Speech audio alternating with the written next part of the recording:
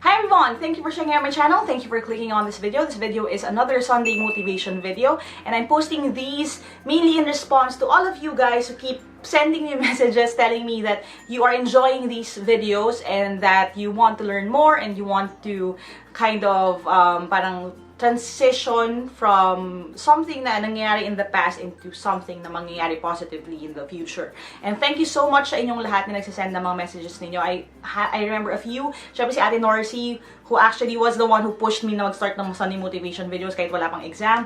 So, you have Sherry, Nancy, Marielle, and all of you guys who send messages saying that you appreciate the Sunday motivation videos and all the comments that you post below. Thank you so much. I read all of them. I appreciate all of them. I may not be able to respond to all of them, but really, I love hearing back from you. So today, we're going to talk about another Sunday motivation video, and that is because, alam mo na, I make these videos kasi I hope na it will set the tone for your next week. Tomorrow, Monday na naman, start na naman ang bagong work week.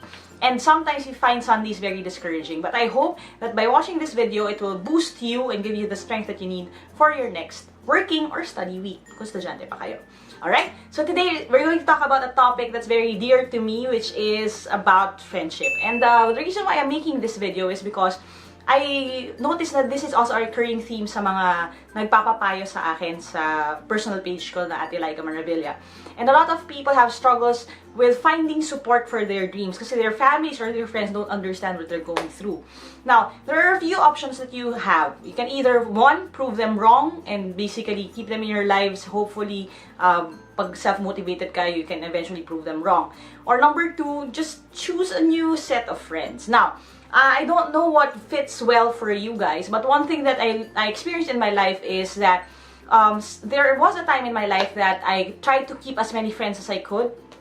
I surrounded myself with people from church, from my old church, people from my community, and these people I felt were, alam niyo, necessary for my life kasi I wanted to have friends around me. But one thing I realized after tumatakbo na yung buhay ko is that the people that we surround ourselves with don't always give us the best advantage in life. Kasi some people, hindi natin maiwasan, tend to hold us back from our dreams. And what do I mean by that? Kasi there are times na the people who surround us do more damage than good. For example, if you are planning to take the civil service exam, if you are trying to achieve something greater than kung ano yung meron ka na right now, there are people who would tell you na they love you, pero would also tell you na hindi mo yan kaya, or bakit ka pa sumusubok, babagsak ka na naman, or na tumigil ka na dyan, or na sadly, mahina ka, or bobo ka talaga sa math, or whatever. And I've heard that story thousands of times. I wish I didn't, but it really is true. And I've had students who would tell me na hindi nga lang po friends yung nagsasabi sa akin na hindi ko kayang pumasa ng exam, pati family ko, nidi-discourage nila ako. And the truth is, ganun talaga, hindi natin mapipili kasi kung sino susuporta sa atin eh.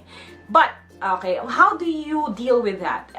Well, again, you can try to change their minds, but it's going to be really hard. Another option would be to choose a different set of friends. Now, is that something that I want you to do right away? I don't know. You just have to pray on it and i-weigh nyo rin yung mga sitwasyon ninyo right now, ha? Pero on my case kasi, ang masashare ko sa inyo is that when I found the right type of people to surround myself with, okay, it became easier for me to take on bigger challenges in life. What do I mean? Okay, the best kinds of friends are the kinds of friends who are not common. Okay? Ano yung ibig sabihin ng not common? Kasi ang mga common friends na iniisip natin lagi, yung we have one type of friend, either super support sa'yo or basically fan mo siya. And I don't like that kind of friend. No, there is a difference between a fan and a friend. And I would like to talk to you more about that today. Now, if you are looking for a fan, ang ibig sabihin nun, ang hinahanap mo sa buhay is someone na hindi ka kukontrahin, someone na susuportahan ka kahit anong ginagawa mo, kahit minsan maling ginagawa mo. And the truth is, fans don't really work to your advantage. Bakit? Kasi, even if you look at the psyche of fandoms in the world, even in the Philippines, kahit sa show business lang, fans are usually there to support you, pero when you say a wrong thing or when you maybe fall out of the limelight, some fans would take just a second para mag-turn sa inyo and para magalit sa inyo. And when we've seen that many times na in the past. The same people who put you up on the pedestal are the people who will tear you down. And I've witnessed that and I've sadly experienced that also in my life. So anong hinahanap natin dito? Ang hinahanap natin are friends. Now, what are friends? What are the types of friends that you need in your life? Now, here are a few of the qualities of friends na I think would be very helpful for you. Now, number one, you have to find a friend who would comfort you. Ano ibig sabihin nun? A friend who would comfort you would be someone na when you're going through something, hindi nila i-minimize yung feeling mo. And I've had the privilege of having a friend like that na pag nagsasabi ako na ito yung pinagdadaanan ko sa work, ito yung pinagdadaanan ko, she will be willing to listen to me and just be there for me and just support me. Now, bakit ko point out yung pagiging comforter ng isang friend? Kasi there are friends naman, I don't know if you can relate to this, no? Like nyo na lang kung totoo. Pero there are friends who would tell you na, ano ba yan? Yan lang pinagdadaanan mo, lit-lit naman. Yung sa akin nga, ganito eh. And ang nangyayari, if you notice na when you air out your concerns sa friend mo, tapos parang ang ending siya na lang lagi yung bida, or siya na lang lagi yung may nararamdaman, siya na lang lagi yung kailangan mong pakinggan, at hindi siya willing na makinig sa'yo, then that person may not be the type of friend na maging helpful sa'yo. Kasi there are times talaga na may pinagdadaanan ka, whether maliit or malaki, pero in your life, you feel that it's really big, and you need someone who will comfort you. Now, the second quality ng good friend would be someone who would cheer you on. Ano ibig sabihin nun? Someone who would support your dreams.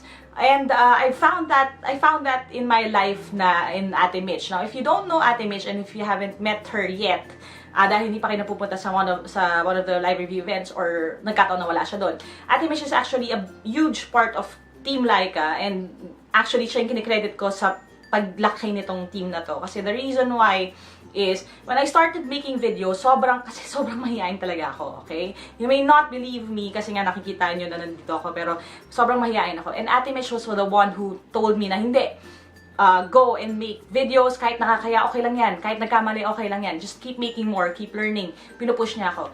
And at the time na I was considering setting up a live review event, she was the one who actually paid for the venue nung first ever na live review ng Team Lyqa sa CCF Center.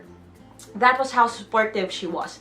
And hanggang ngayon, every time may good news sa Team Lyqa, or every time I have to make a big decision sa team natin, whether to go to a province, or to do this, or to enter this, or to do that, she would always be there to cheer me on. So find someone who would cheer you on.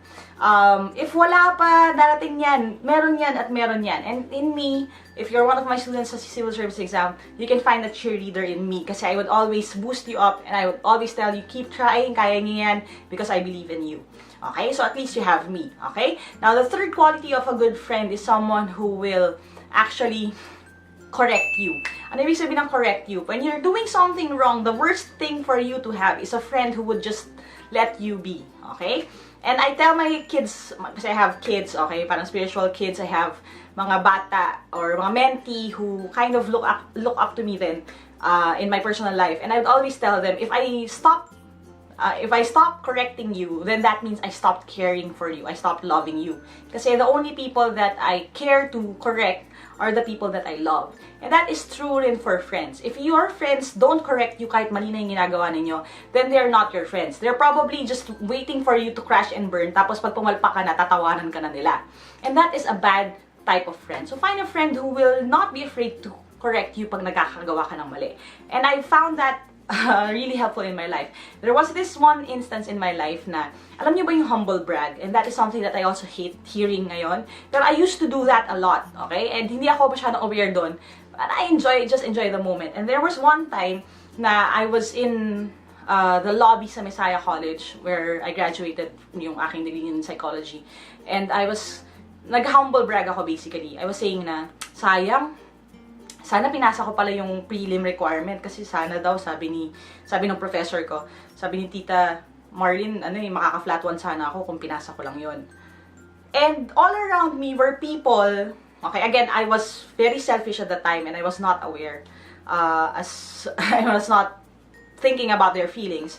Apparently, mga people pala na nakasurround sa akin who were congratulating me sa grade ko ng 1.25, na nirereklamo ko pa na sana pala ginawa ko yun para nag-flat 1 ako. Sila pala struggled with their paper and masaya na sila makakuha ng 3. na grade. And again, hindi ako aware dun sa ganong pakiramdam nila at the time, okay? And one friend, okay, and I will never forget this situation, si Ate Joni, actually had the courage to approach me and tell me na, like, don't say that. Kasi when you say that, you're putting other people down. Kasi sila nga, hindi sila hihirapan sila sa paper nila. Tapos ikaw, di ba, you keep telling people na sana ito yung ginawa mo para naka-flat one ka. It's not good. Okay? It's basically, you sound proud when you do that. And I will never forget that moment. And I will always credit her for that. Kasi that is part of the reason why I don't do that right now. I don't boast. Kasi na-realize ko, shocks, when I say things pala, it affects people negatively. So I no longer do that. And that is because of one friend who corrected me. And if I didn't have her, then I would be a totally different person right now. So if you have friends who correct you, alam mo yung sasabihin yung, huwag mo suot yan, hindi turn na yung green sa orange. Yung ganun.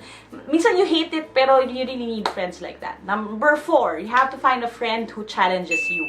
You have to find a friend who tells you na your dream is too small. Okay? Na sasabihin niya, kontento ko na sa buhay mo. Ano ba talaga yung what do you really want in life? What is something that you really want to have? And go for it. Kasi if hindi kayo china-challenge ng friends nyo, if you're not learning from your friends, then you have to find smarter friends. Okay? Ano ibig sabihin nun? If ikaw nang pinakamatalino sa, ito, and this is really practical advice, ikaw nang pinakamatalino sa barkada ninyo, maghanap ka ng bagong barkada.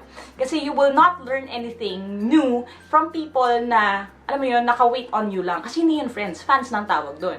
So maghanap ka ng friends na mas matalino sa inyo, who will challenge your perspective. You may not be able to agree on everything that you talk about in this world. But if, okay, they are willing to debate, if they're willing to engage in conversation, then that could only strengthen you.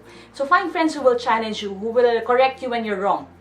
Find friends who will cheer you on, and find friends who will comfort you when you are down. And if you surround yourself with the right kind of people, you will find yourself succeeding more and also helping them succeed in their own lives. So that is my Sunday motivation for today. I hope you have some takeaways from that. Medyo nag-ramble ako on about the stories, but I hope you find them encouraging as well.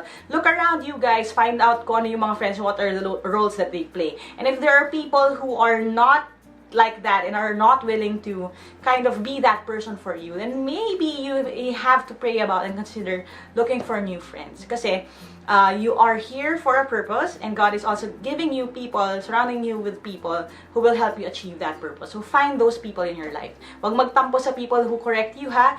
And wag din masyadong magre-rely sa people na puro cheering lang ang ginagawa at hindi kayo correct. So thank you guys for watching, and I hope you found this helpful. Click thumbs up if you did. Share this video with your friends, lalo na with your real friends if you found them. I'm sharing this video tagging all of these people na siya kung sino yung comforter ko, sino yung challenger ko, sino yung nagko-correct sa akin, and sino yung aking cheerleader. So I hope you do the same then for them. So thank you guys for watching. So always subscribe if you want more. Hit the bell icon to know as soon as a new video posts. And if you want to reach out to me directly for civil service exam and OPCAT tips or anything like that, go to www.facebook.com/Team Lyqa. If you want to reach out to me directly or ask for my advice, go to www.facebook.com/Ate Lyqa Marabilia. Thank you guys. Aja kayo yan. God bless. See you in my next video. Bye for now.